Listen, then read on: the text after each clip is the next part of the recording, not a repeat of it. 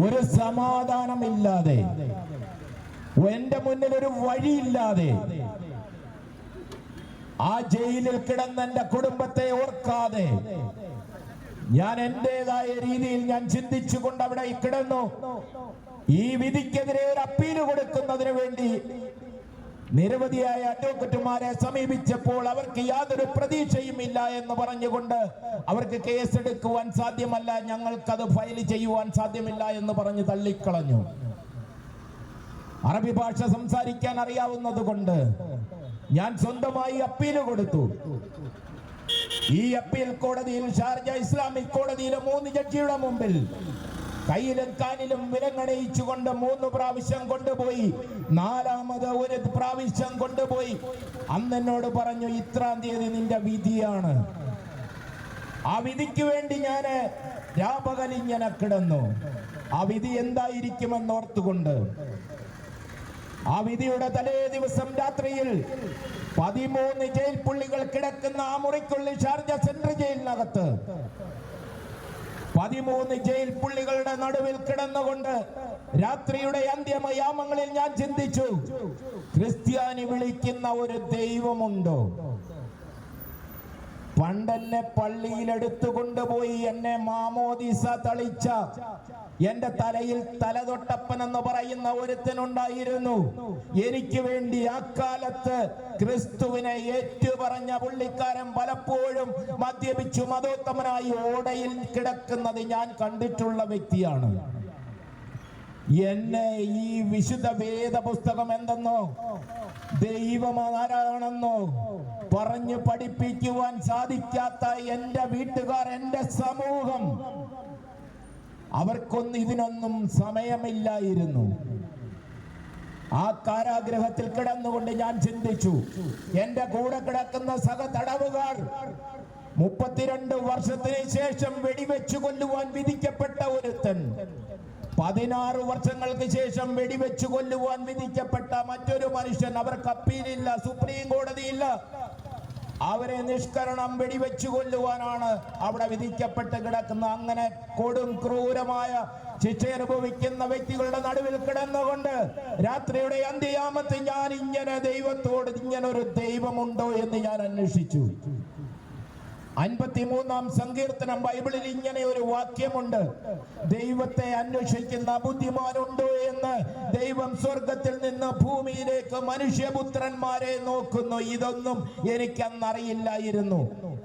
ഇങ്ങനെ ഒരു ദൈവമുണ്ടോ എന്ന് ഞാനൊരു പരീക്ഷണം നടത്തി. ഞാൻ ഇപ്രകാരം പറഞ്ഞു, ഇങ്ങനെ ക്രിസ്ത്യാനി വിളിക്കുന്ന ഒരു ദൈവമുണ്ടെങ്കിൽ ഈ മരുഭൂമിയിൽ എന്റെ 1 വർഷക്കാലം ജയിൽ ശിക്ഷ എന്നെ ഒഴിവാക്കി ഈ നാട്ടിൽ എന്നെ കാലുകുത്തുവാൻ ഇടയാകണം, എന്നെ ആ നാടുകടത്തിൽ നിന്ന് ഒഴിവാക്കണമെന്ന് പറഞ്ഞുകൊണ്ട് ഞാനൊരു തീരുമാനമെടുത്തു. അങ്ങനെ ഉണ്ടായാൽ ഇങ്ങനെ ക്രിസ്ത്യാനി പറയുന്ന ഒരു ദൈവമുണ്ടോ എന്ന് ഞാൻ നോക്കാം. എന്റെ തീരുമാനത്തിന്റെ മുന്നിൽ ഞാൻ അതിന്റെ പിറ്റേ ദിവസം എന്നെ കയ്യിലും കാലിലും വിലങ്ങണിയിച്ചുകൊണ്ട് ആ ഇസ്ലാമിക് കോടതിയിൽ 3 ജഡ്ജിയുടെ മുമ്പിലേക്ക് 4 പോലീസുകാർ കൊണ്ടുപോയി നിർത്തി. അവിടെ ഒരു വിധി അവർ എഴുതി വെച്ചിട്ടുണ്ടായിരുന്നു. അതില് ഒരു മെയിൻ ജഡ്ജിയുണ്ട്, അദ്ദേഹം എന്നെ വിധി വായിച്ചു കേൾപ്പിച്ചു. എന്തായിരുന്നു വിധി എന്ന് പറയുന്നത്? 1 വർഷം ജയിൽ എന്ന് പറയുന്ന ആ ജയില് നിനക്ക് 8 മാസം ഞങ്ങൾ മാപ്പാക്കി, വെറും 4 മാസം തടവെന്ന് പറഞ്ഞുകൊണ്ട് ആ 1 വർഷം ജയില് എന്നെ വെറും 4 മാസം തടവാക്കി വിധിച്ചു. UAE-യിൽ നിന്ന് നാട് കടത്തുവാൻ വിധിക്കപ്പെട്ട ആ ഉത്തരവിനെ അവർ മാറ്റിയിട്ട് ആ നാട് കടത്തിലും ഒഴിവാക്കിക്കൊണ്ട് 4 മാസം ജയിലിന് ശേഷം നീ പുറത്തിറങ്ങിക്കൊള്ളുവാൻ എനിക്കൊരു വിധി അവിടെ പുറപ്പെടുവിച്ചു. 4 പ്രാവശ്യം ഇസ്ലാമിക് കോടതിയില് 3 ജഡ്ജിമാരുടെ മുമ്പിൽ അറബിയിലെ നിയമങ്ങളും എന്റെ കാര്യങ്ങളും അറബിയിൽ സംസാരിച്ച, അവരോട് വാദിച്ച അതേ കോടതിയിൽ എനിക്കിങ്ങനെ ഒരു വിധി ഉണ്ടായപ്പോൾ ഞാൻ പൊട്ടിക്കരയുവാനിടയായി. എന്റെ ജീവിതത്തിൽ ആദ്യമായി പൊട്ടിക്കരഞ്ഞ ഒരു നിമിഷമാണ് ആ ഷാർജ സെൻട്രൽ ജയിലിന്റെ അതിനടുത്ത ഒരു ഇസ്ലാമിക് കോടതിയുടെ ഇരുമ്പടിയിൽ പിടിച്ചുകൊണ്ട് ഞാൻ പൊട്ടിക്കരയുവാനിടയായി. കാരണമുണ്ട്, ഇത്രയും നാൾ ഞാൻ അറിയാത്ത ഒരു ദൈവത്തെ ഞാൻ വിളിച്ചപേക്ഷിച്ചപ്പോൾ എന്റെ തീരുമാനത്തിന് മുമ്പിൽ മനുഷ്യർക്ക് UAE-യിലെ പ്രഗത്ഭരായ അഡ്വക്കറ്റുമാർ എന്നെ തള്ളിക്കളഞ്ഞ സ്ഥാനത്ത് അവർക്ക് യാതൊരു പ്രതീക്ഷയുമില്ല എന്ന് പറഞ്ഞുകൊണ്ട് തള്ളിക്കളഞ്ഞ സ്ഥാനത്ത് വലിയവനായ ദൈവം എന്നെ ആ നാട്ടിൽ കാലുകുത്തുവാൻ ഇടയാക്കി. അവിടെ നിന്ന് ഞാൻ തിരിച്ച് 4 മാസം ജയിൽ വാസത്തിന് ശേഷം ഒന്നുമില്ലാത്തവനെ പോലെ ഞാൻ അവിടെ ബിസിനസ് ചെയ്ത് 10-12 വർഷം ഒന്നും നേടുവാൻ സാധിക്കാതെ വണ്ണം സമാധാനമില്ലാതെ അങ്ങനെ കിടന്ന് 4 മാസത്തിന് ശേഷം ഞാൻ ജയിലിൽ നിന്ന് പുറത്തിറങ്ങി. ഞാൻ താമസിച്ച എന്റെ വീട്ടിലേക്ക് കടന്നു വന്നു. എന്റെ ഭാര്യയും കുഞ്ഞുങ്ങളും അവിടെ ഉണ്ടല്ലോ. ബെല്ലടിച്ചിട്ട് ആരും തുറക്കുന്നില്ല. 86-87 വയസ്സ് പ്രായമുള്ള ഒരു അറബി അമ്മ. ആ അമ്മ അടുത്ത വീട്ടിൽ നിന്ന് ബെല്ലടിക്കുന്ന ശബ്ദം കേട്ട് ഓടി വന്നെന്നെ കെട്ടിപ്പിടിച്ച് കരഞ്ഞിട്ട് എന്നോട് പറഞ്ഞു, മോനെ, നിന്റെ ഭാര്യയും മക്കളും 2 മാസം മുമ്പ് അവർ നാട്ടിലേക്ക് പോയി. ഇവിടെ ആരുമില്ല, അവർ പൂട്ടിയിട്ടിരിക്കുകയാണ്. മതില് ചാടി ഉള്ളിൽ കടന്ന് ആ കതക് ചവിട്ടി പൊളിച്ചുള്ളിൽ കയറി. ചില വർഷങ്ങൾക്ക് മുമ്പ് ഞാൻ ചവിട്ടി എറിഞ്ഞ ആ വിശുദ്ധ വേദ പുസ്തകം അവിടെ കാണുമെന്ന് എനിക്കൊരു ഉറപ്പുണ്ടായിരുന്നു. എന്റെ കുടുംബം എന്ന് പോയെന്നോ അവർ പോയതിലെ കുഞ്ഞുങ്ങൾ പോയതില് എനിക്ക് യാതൊരു വിഷമവും അന്ന് തോന്നിയില്ല. ഞാൻ ചവിട്ടി എറിഞ്ഞ ആ വിശുദ്ധ വേദ പുസ്തകം എടുക്കുന്നതിന് വേണ്ടി മുറിക്കുള്ളിലെല്ലാം തിരഞ്ഞു, എനിക്കത് കിട്ടിയില്ല. അവസാനം നോക്കുവാൻ അടുക്കളയിൽ മാത്രമേ സ്ഥലമുള്ളൂ.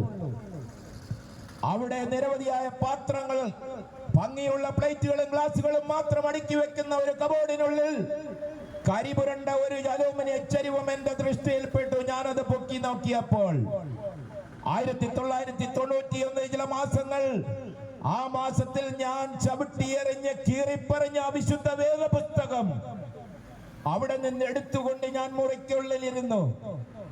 എന്റെ ജീവിതത്തിൽ ആദ്യമായി വിശുദ്ധ വേദ പുസ്തകം കൈകൊണ്ട് തുറന്ന് ഞാൻ ആ പുസ്തകം തുറന്നു. ഇതെന്താണെന്ന് എന്റെ ജീവിതത്തിൽ എനിക്കറിയില്ല. സത്യവേദ പുസ്തകം, 66 പുസ്തകമുള്ള സത്യവേദ പുസ്തകം ഞാൻ തുറന്നു. ആ പുസ്തകത്തിൽ എന്റെ ജീവിതത്തിൽ ആദ്യമായി ആ പുസ്തകം തുറന്ന് ഞാൻ വായിച്ചത് 34-ാം സങ്കീർത്തനം. അതിന്റെ 5-ാം വാക്യമാണ് എന്റെ കണ്ണിലുടക്കിയത്.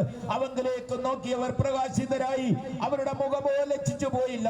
ഈ എളിയവൻ നിലവിളിച്ചു, യഹോവ കേട്ടു, എന്റെ സകല കഷ്ടങ്ങളിൽ നിന്നും എന്നെ വിടുവിച്ചു എന്നുള്ള ഒരു വാക്യമോ മാത്രമാണ് എന്റെ കണ്ണിലുടക്കിയത്. എന്നോട് തന്നെ സംസാരിക്കുന്ന ഒരു പുസ്തകം, എന്നോട് തന്നെ സംസാരിക്കുന്ന ഒരു ദൈവം. അന്ന് ഞാൻ ഈ ദൈവത്തെ കാണുവാനിടയായി. ജീവിതത്തിൽ UAE-യിൽ നിന്ന് UAE-യിലേക്ക് കടന്നു വരികയില്ല എന്ന് പറഞ്ഞ എന്റെ കുടുംബം ആ പ്രദേശത്തേക്ക് കടന്നു വന്നു. 3 കുഞ്ഞുങ്ങളുമായി ആ ദേശത്തേക്ക് കടന്നു വന്നു. ഏതാണ്ട് 37 വർഷം ആ പ്രദേശത്തെ നന്മ അനുഭവിപ്പാൻ ഈ ദൈവത്തെ കണ്ടെത്തിയതിന് ശേഷം മാത്രമാണ് എന്റെ ജീവിതത്തിൽ സമാധാനം എന്തെന്ന് ഞാൻ അറിഞ്ഞിട്ടുള്ളത്. എന്റെ ജീവിതത്തിൽ ഉണ്ടായ നന്മകൾ മുഴുവനും അതിനുശേഷമാണ്. ഈ ദൈവത്തെ അറിഞ്ഞ് ജീവിക്കുവാൻ ഈ വടശ്ശേരിക്കരയിൽ ഞങ്ങളെ ശ്രമിക്കുന്ന എല്ലാവരെയും എന്റെ അനുഭവ സാക്ഷ്യത്തിൽ നിന്ന് ഞാൻ നിങ്ങളെ ആഹ്വാനം ചെയ്യുന്നു. ഇന്ന് മദ്യത്തിനും മയക്കുമരുന്നിനുമെതിരെ ഇതേപോലെ നിന്ന് പ്രസംഗിക്കുവാൻ അനേക കൂട്ടങ്ങളുണ്ട്. ഇതെല്ലാം ഒരുവനെ മാത്രമാണ് അവിടെ പ്രസംഗിക്കുന്നത്. അവന്റെ നാമമാണ് കർത്താവായ യേശു ക്രിസ്തു. എന്നെ ഇത്രയും നേരം ശ്രമിച്ച എല്ലാവർക്കും നന്ദി പറയുന്നു. നന്ദി, നമസ്കാരം. Praise Lord.